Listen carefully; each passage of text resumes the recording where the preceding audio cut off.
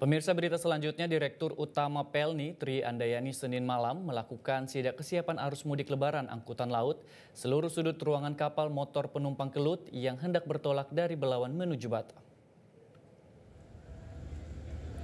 Sidak yang dilakukan Direktur Utama Pelni Tri Andayani terhadap KM Kelut yang membawa penumpang hampir 1.000 orang akan berangkat ke Batam melalui Terminal Penumpang Bandar Deli, Belawan, Sumatera Utara.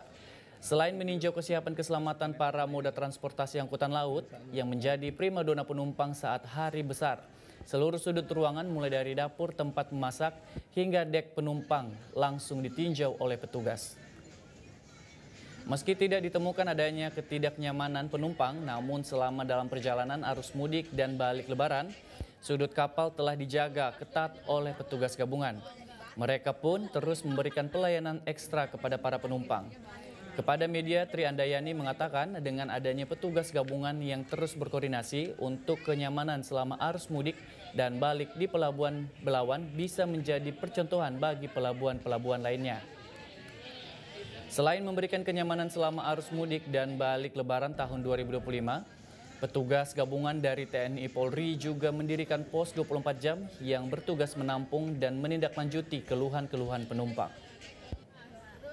Kulkas jangan-jangan di bawah. Itu banyak di Batam, Bu. Oke.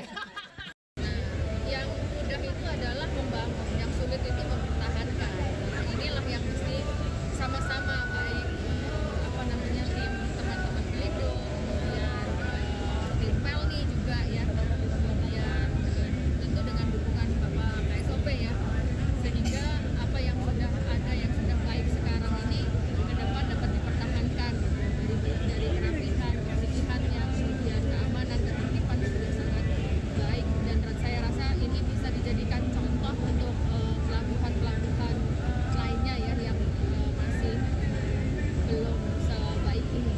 Jelajahi cara baru mendapatkan informasi. Download Metro TV Extend sekarang.